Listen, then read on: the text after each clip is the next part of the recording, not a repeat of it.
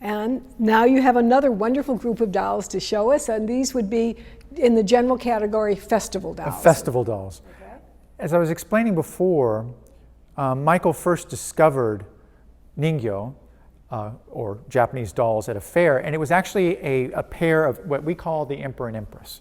And so that was his first sort of entry into Japanese doll collecting. But as he began to explore, not one size fits all, and that even this one category is worth a study and a very deep dive, and he did.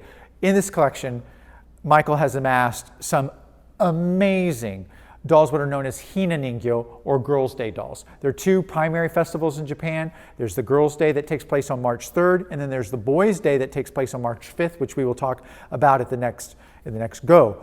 But for right now, let's just focus a little bit on the Girls' Day, because I think that maybe the Girls' Day is what many of the people who are not overly familiar with Japanese dolls will understand. It's this stylized display of an imperial court on a red background.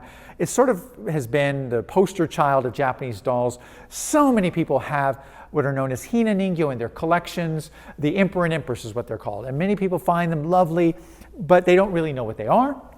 They really don't understand the depth of the history or the levels of quality. And this was something that Michael explored in depth. And so just to do a little bit of a historic build, because I think that's important.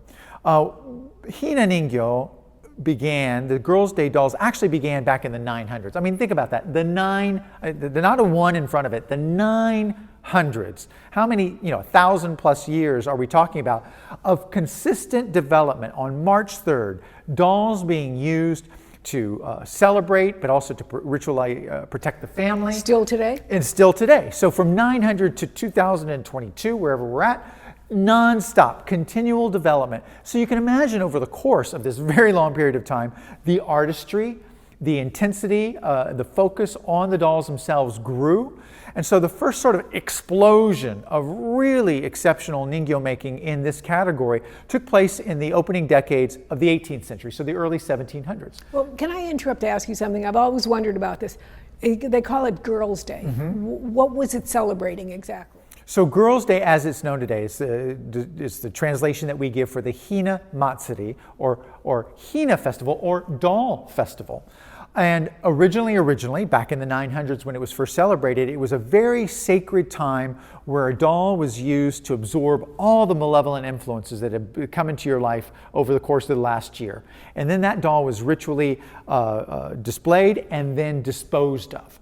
Burning, setting adrift, ritually to release all these impurities back into the ether, to protect you and the household and the nation. So it was a very sacred and a very, very important rite, festival. But as time goes on, the effigies, the small dolls that were used initially of paper, became a little bit more sophisticated, began to be representing of members of the imperial elite, set up on little stages, and then little by little you have this idea of a seated imperial pair. Right? And they no longer get rid of them at the end of the holiday. No, it's a little bit tricky. So I don't know, I'm asking. No. So they're not. So over time, a commercial element introduced. The dolls became much more sophisticated, and you're not going to spend a significant sum of money and then just torch them at the end of the holiday. But then they were preserved and they were kept within the family. But it is still, to this day, a question. When a family no longer has room, or a doll's condition is such that they can't do it, what do you do with it? I mean, there are literally op-ed pieces in newspapers in Japan where people saying, like, "Dear Abby, I have these Hina Ningyō, what do I do with them?" And they are still ritually disposed of, burned, set adrift to this day, because they recognize that they have a special place, and you can't just discard them. You can't put them curbside. There's a certain amount of the antique recycling, which of course, I benefit, and we are benefiting here today. But arguably, the vast majority of Ningyō over the course of time were ritually destroyed. Even pieces of this magnitude, which is striking because it sort of begins to give you a sense that the Japanese regard Ningyō very differently from how we regard dolls. I think very few people would think of burning their jumeau when they're done with it. No, but I will tell you that in my experience, in all of the studies that have been done in Western culture of children having dolls, that doll is almost a living person to them. It holds all sorts of their thoughts, good and evil thoughts, bad things that have happened to them. It's like a protector. So in a way, it's there. The destroying part of it isn't. That's so what do you do with all this? Yeah. So it's a fascinating that sort of coming together of the belief systems and how they are articulated in a beautiful art form. Because I mean, undeniably, even without the metaphysical background, these are extraordinary objects that we can celebrate and rejoice in, even if we aren't aware of the backstory of their development. Well, but for me, it adds a little bit more What interest. are all of the other figures in the displays? So I think that when people are familiar with this tiered setup, you have the imperial couple. We call it the emperor and empress, and I'll go ahead and use that term just to make it easy. So the emperor and empress on top, but they're the focus. That's what we're here for. They are the ones that are going to bless the household, and they're the ones that absorb the... But we got to keep them happy. How do we keep them happy? We give them sake, we give them sweet rice cake, but we also give them companions. We give them court ladies. We give them ministers of left and right. We give them musicians to play music and keep them soothed. And then we have footmen to sort of take care of their daily needs. So over the course of time, the focus on the imperial couple, or the emperor and empress, expanded to basically a core set of 15 dolls. However, that's just the core set. So for example, up front we have two butterfly dancers. That's not originally part of the core 15, but they are a very, very popular add-on to the Hinamatsuri. So even though you're just focusing on Girls' Day, you don't just stop at the Emperor and Empress. You have all these other companion dolls, which also got beautiful artistic treatment and are worthy of a deep dive on their own. You might be noticing the difference in scale. So these are known as Kyohobina, and these are one of the earlier forms to sort of like explode on the scene in like 1740. So both of these date from about 1740. And this was when the merchant class was beginning to flex its muscles. They were the economic powerhouse in society, but they were socially ostracized. They weren't on a par with the imperial nobility. They weren't supposed to, break bread with the samurai nobility.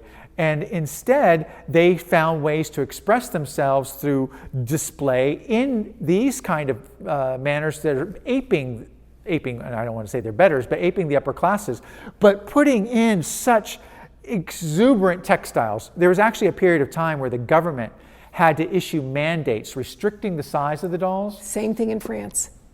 Same the government thing got in involved in France. doll making? Not only dolls, but people.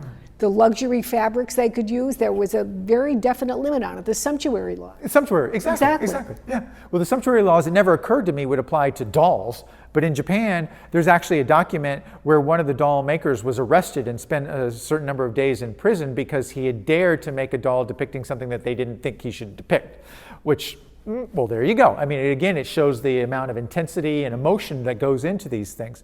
But the Kyohobina are known for these sort of like, you look at her, she's got like a beanbag body. That's sort of like but that's actually her kneeling down in her fulsome hakama trousers. These large scale dolls, basically, you have this narrow window of time when they were made, 50, 60-year period where you have these very large scale kyohobina is what they're called. And so Michael, there's actually 2 sets in the sale. And so super excited. End of 17th. Yeah, so end of 1700s. Mid 1700s is when both of these pairs are from. But in terms of the date of making of Kyohobina, started around 1730, and then other forms sort of pushed it out of the way by about 1770, 1780. After that, you don't really find. But it's so exciting to me because this is exactly like the Italian theater dolls and Neapolitan dolls. They started with just a simple couple in there celebrating the Christmas scene. And then, well, John's got better pieces than I do. I better get one of those. Yeah. And Mary's got some better pieces. I better get some of those. And pretty soon, sometimes entire rooms of their homes were filled with the other dolls that went with the first dolls, and entire scenes in villages. And it's the very same thing you're talking about, you have going. It's an interesting mix of commercialism, but also artistic beauty that fueled an entire industry of doll making, and of which we are, benefiting today. You had asked earlier about doll makers. And one of the areas that we do have a little bit more concrete documentation is in the Hina category. And so, for example, I said that these were popular up to a certain point and they got phased out. Well, one of the reasons they got phased out was the emergence of, I'm skipping over a few things, but the emergence of this style of doll. So these were called kyoho based on a time period, but these were called kokinbina, or new old. I mean, it depends upon how you want to translate it. But they were invented, literally patented and invented by an artist by the name of Hara Shugetsu. And so it's very exciting because we have a lot of documentation on Hara Shugetsu, and later on we're going to see a doll by his son, one of his sons. The Hara Shugetsu lineage is incredibly important in Japanese doll making, in the Japanese doll world. But just, this is probably the most classic kind of hina doll that you're going to find. So kokin bina, really good scale. So it's a mixture of actual court fabric, what would have been what's referred to as yusoku or de rigueur, what the imperial elite would have been wearing, but with an added sense of fun and flirtation. So you see these long sleeves with the embroidered crane design. They weren't wearing that in the imperial court, but who are you to say? Very, very popular, very, very sumptuous. And so you get this layering of textiles on these dolls in particular that basically set the mark on how hina ningyo were depicted almost to the current day. Pretty much this kokin bina template established what they all were, what hina ningyo would be for the next 200 years or so. But look at the layering of all the different robes. Does that signify anything, the number of layers? Well, what you're looking at is in terms of formal imperial court garb. Ladies, I can't believe they had to do this, would wear 12 gowns, 12 layers of robe. It's called juni hitoe, or 12-layered gown. And so each one would be a different color. Each one would be a slightly different texture. And the marriage and the arrangement of those layered and textures was basically a sign of sophistication for the court lady. And so on the back you can see she's wearing her train. But so this is symbolizing that 12-layered robe, but it's using brocades and things like that the imperial nobility would not have used, in a court setting. But it is very much, that's the effect that they're going for, is a 12-layered robe. They have slightly different, similar but slightly different crowns. Is that, would you call them a crown? If you were to actually what is the significance of the different pieces? If you were to actually look at the headgear, the headwear, they weren't wearing these. This is a little bit of a phantasmagoric sort of over the top. It's loosely based on a Korean crown style, but you don't really want to go there. But just over the top, but that adds to this sense. The merchant class were trying to ape or imitate or take on some of the airs of the imperial nobility, but they didn't know. They weren't attending these rites and these ceremonies. So part of it is a conceptual. If I was a lord and lady, what would I wear? What would be, I'm at the top, I'm in the apex predator, I have everything. So enormous crowns, dangly beads, things like that. Very impractical if you're actually a lady in court. Do you think the person that was ordering this doll would actually go to the doll maker and say, well, here's what I want my headpiece to look like, and I want these dangling, and I want this higher? I think that mostly it had to deal with the artisan himself coming up with the design. There were many designs, some fell flat, some were super successful. One successful design by one atelier would mean everyone down the road was going to do the same thing.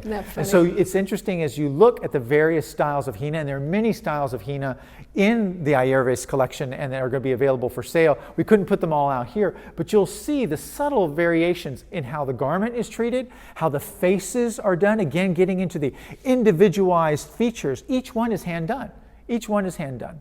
And so it's an exciting thing when you start delving into the facial details and why are the teeth black? That seems odd, but teeth blackening was a beauty mark, but also it was a health thing. They coated their teeth and it prevented against decay, but it was also seen as a beauty mark. You'll see little smudges way up high on the forehead.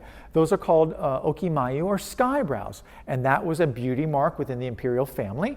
And so dolls purporting to depict someone from the imperial lineage frequently will have these two smudges up top, whether it's a warrior, whether it's this, and that is indicative or says that it is emulating or imitating someone from the imperial family. So of course the imperial couple will have those, both male and female. You'll see these little smudges up at the top, and that's not dirt, that's literally a beauty mark, And so in this is a small section. So the oldest here is the Kyoho, and then you have the Kokin Bina.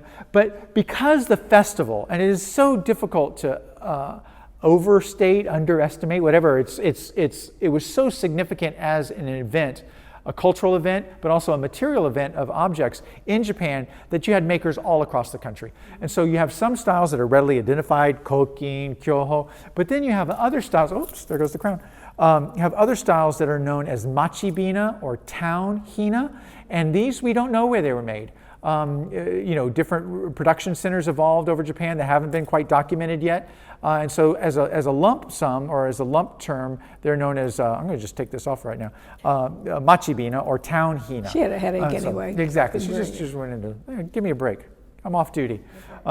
But each one, like this, has a really unusual use of black velvet. It's called birodo, along the trim and even on the base. And that was considered a very expensive luxury fabric. So when these were done, whenever you see Ningyō with the birodo or the black velvet, you are looking at a higher quality manufacture. And so it's on the trim, it's on her what's known as a kake obi, this over shoulder. Little accents like that meant that even though that this is not a classic hina from Kyoto or Edo, we don't know where from, it speaks of very high quality manufacture, and also goes to, it's a never-ending story. There are so many variations and permutations on these things that it just goes on.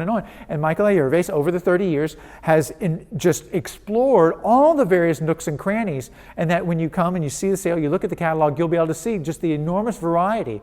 And people, oh, I have a hina, I have a Girls' Day set. No, you have one. There's just it's a never-ending story. When we were at Michael's house, he would say things to me like, "Oh, just look at that from the side. Look at the profile." And I'm standing here now, and I'm looking at this couple. I noticed her in particular first. Their noses are very distinctive. They're almost like little pointy noses. Very, very different type of thing. And in some styles, based on the facial depiction, the style itself is given a name based on that style of facial depiction. Many artists may have done it, but the way that face was rendered gives it the name. So for example, if you look at you want to hold up the very tiny dolls up front? Yes. The very, very tiny dolls. So this is a whole nother different kind of field. These are done out of boxwood and ivory or bone. But you'll see the features are very minimal. There's like a hook eye, what's called a hook eye and a dash nose.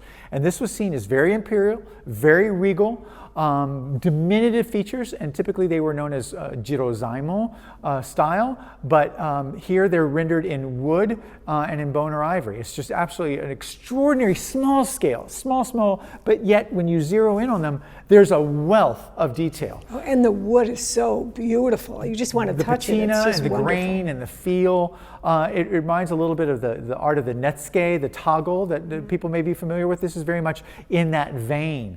You almost want to, I don't think you're supposed to pick up and fondle hina, but that's kind of what this makes you want to do. And the patina on it makes me feel that people have indulged. Wasn't that a trick that a lot of therapists have given people? I forget what they're called, but there's something you're supposed to keep on your desk, and when you get stressed, you pick it up and you rub the ball or something. So that could be one of those pieces. There you go. There you go. They're just wonderful.